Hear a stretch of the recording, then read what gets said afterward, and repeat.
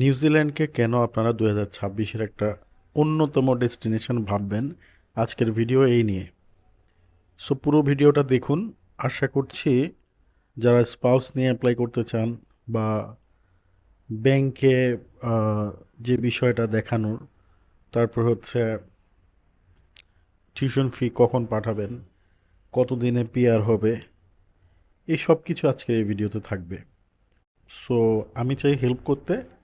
আপনারা যদি হেল্প পান আমার এই ভিডিওর মাধ্যমে, আমাকে জাস্ট একটা কমেন্টে জানাবেন যে ভাইয়া ভালো লাগছে ভিডিওটা, তাহলে আরেকটা ভিডিও দিতে পারবো, নাহলে ইচ্ছা করে না আসলে, বুঝছেন?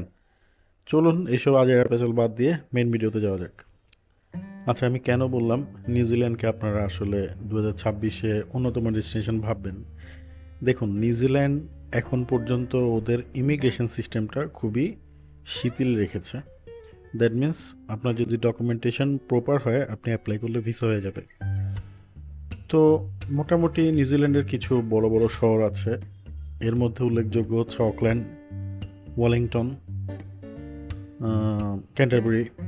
তো এই যে এগুলোতে ইউনিভার্সিটিগুলো দেখে নেন। কয়েকটা ইউনিভার্সিটি এর আগে আমি বলেছি, আপনারা দেখতে পারেন। মেসি ইউনিভার্সিটি, ওয়াইকাটো ইউনিভার্সিটি, তারপর অকল্যান্ড, যেটা অকল্যান্ড ইউনিভার্সিটি। সো ইউনিভার্সিটিগুলোর টিউশন ফি রেঞ্জ দেখে আপনারা অ্যাপ্লাই করেন। এখানে একটা পজিটিভ দিক হচ্ছে, আপনারা টিউশন ফি ভিসার পরে দিতে পারবেন, এটা তো জানেন সবাই মোটামুটি। আর যারা জানেন না, আজকে জেনে নেন। ইউএসএতে যেরকম ভিসা হওয়ার পরেও টিউশন ফি দেওয়া যায় বা গিয়ে দেওয়া যায়, এখানে গিয়ে দেওয়ার সুযোগ নেই। আপনাকে একটা প্রি অ্যাপ্রুভাল যখন চলে আসে, তখনই আপনি অ্যাপ্লাই করে দিতে পারবেন, টিউশন ফিটা দিয়ে দিতে পারবেন। হ্যাঁ, আচ্ছা, টিউশন ফির কথা বললাম, এবার কি বলা যায়? এবার হচ্ছে পিয়ার। ওকে, পিয়ার তো লাগবেই যেহেতু যাচ্ছেন ফ্যামিলি নিয়ে। তো এখানে আগে একটা সিস্টেম ছিল 6 পয়েন্ট, 6 পয়েন্ট। এই 6 পয়েন্ট আপনার 1 ইয়ারের ওয়ার্ক এক্সপিরিয়েন্স লাগতো, আর 5 পয়েন্ট মাস্টার্সে থাকতো। কিন্তু না, এখন হচ্ছে আপনার 6 পয়েন্টই মাস্টার্সে, যার কারণে আপনি সরাসরি 6 পয়েন্ট উঠিয়ে নিতে পারবেন। Bye bye. ঠিক আছে, তুমি যাও, আমি একটু কথা বলি। হ্যাঁ, থ্যাংক ইউ। তো ওটাই বলছিলাম, পিআর পাবেন, বাট এটার জন্য যেটা করা লাগবে, আপনাকে কোর্সটা কমপ্লিট করা লাগবে। কমপ্লিট করার পরে আপনি ইমিডিয়েটলি পাবেন না, 1 থেকে 2 মাস জব করা অবস্থায় অ্যাপ্লাই করবেন পিআরের জন্য, পিআর পেয়ে যাবেন। বুঝতে পারছেন? এতটাই সহজ এখন পর্যন্ত। বাট আমরা তো বেশি ভালো, যার কারণে আমরা হয়তো সেখানে গিয়ে এদিক সেদিক ছোটাছুটি যতই বেশি করব, সুযোগগুলো কমে আসবে। এই তো, আর কি আছে? আর হচ্ছে কম্পারেটিভলি আমি যদি ইউকে বা অস্ট্রেলিয়া এগুলো বলি, এগুলো থেকে সুযোগ সুবিধা এখানে বেশি মোটামুটি। আপনি যদি চিন্তা করেন পিয়ারটা দ্রুত হওয়া দরকার, সেটেলমেন্টে যাওয়া দরকার, তাহলে নিউজিল্যান্ড ভাবেন। একবারে অনেক টাকা দিয়ে দিতে হবে, কিছু করার নেই, যেহেতু শিওরলি আপনি যেতে পারতেছেন, ওয়াই নট? তারপর হ্যাঁ, কম্পিটিশন থাকবে। আপনার যদি স্কিল থাকে তাহলে আপনি বাইরে যাওয়ার চিন্তা করবেন, স্কিল না থাকলে বাইরে যাওয়ার দরকার নেই। তো আপনাকে 1000 অ্যাপ্লিকেশনের মাঝখান থেকে বাছাই করবে জবের জন্য, এটাই স্বাভাবিক। সো আপনি এমন সাবজেক্টে পড়তে যান যেগুলোর আসলে ফিউচার আছে। আপনি চিন্তা করেন ওইখানে কোন সাবজেক্টগুলো ডিমান্ডেবল।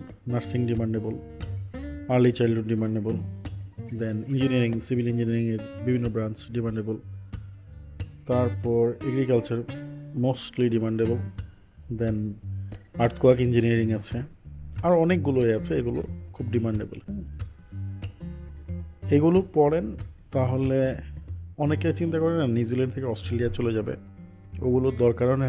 অনেকের ক্ষেত্রে দরকার হয় না, কারণ অনেকে আবার আহ, ভাবে যে না, নিউজিল্যান্ডে থেকে যাই। আর আর কি বললো, বিষয় হচ্ছে উম, বাংলাদেশ থেকে আসার সময় আগে বেশ কিছু জিনিস আপনাদেরকে ঠিক করা লাগবে। প্রথম কথা হচ্ছে আপনার ডকুমেন্টেশন। একটা বড় জিনিস হচ্ছে ব্যাংক স্টেটমেন্ট। এই ব্যাংকটা রেডি করে ফেলতে হবে 4 মাস থেকে 6 মাস। একটা ভালো ব্যাংক দেখে আপনারা ব্যাংক স্টেটমেন্ট শুরু করেন। অনেকে বিভিন্ন প্রকারে লোন দেয়, কেউ কেউ সিকিউরিটি ডিপোজিট রেখে লোন দেয়, কেউ কেউ সিকিউরিটি ডিপোজিট ছাড়া লোন দেয়। তবে সাবধান, কোনো ম্যাচিং অ্যাকাউন্ট এখানে হবে না, ঠিক আছে? তো আজকে আমি কথাগুলো একদম স্ট্রেট ফরওয়ার্ড বলছি। যার যার এটা উপকার হবে তারা একটা কমেন্ট করে জানাবেন যে হ্যাঁ ভাইয়া ভালো লাগছে। কারণ আমি কিছুটা একটু ভিডিও বানাতে এখন একটু অন্যরকম লাগে, কারণ হচ্ছে যত বেশি কমেন্ট করবেন আমার ইন্সপিরেশন তত বাড়বে। ঠিক আছে? আর আমি জানি না মাঝখান দিয়ে চ্যানেলের গ্রোথ ভালো ছিল, বাট হঠাৎ কি হলো আমি জানি না, কারণ আমি একটা ভিডিও আপলোড দিয়েছিলাম, সেখানে বাংলাদেশের একটা ক্রাইসিস নিয়ে কথা বলেছিলাম। এরপর থেকে আমার চ্যানেলের আর তেমন কোনো ভিউ হয় না। ওইটা হচ্ছে মাইলস্টোন ট্রেজেডি নিয়ে কিছু কথা বলেছিলাম। এরপর থেকে আর মানে মনে হয় যে এটা ইমপ্রেশনই দেয় না ইউটিউব, আপনার কাছে পৌঁছায় না। এটা কেন হয় আমি জানি না। সো সবাই ভালো থাকেন, আর বেশি বেশি কমেন্ট করেন, শেয়ার করে দেন, হ্যাঁ। নতুন আরও ভিডিও আসবে ভালো ভালো টপিক নিয়ে, ইউনিভার্সিটি, কান্ট্রি, সুযোগ সুবিধা, সব কিছু নিয়ে ভিডিও হবে, ঠিক আছে? তো আজকে এই পর্যন্তই থাকুক। আল্লাহ হাফেজ, আসসালামু আলাইকুম।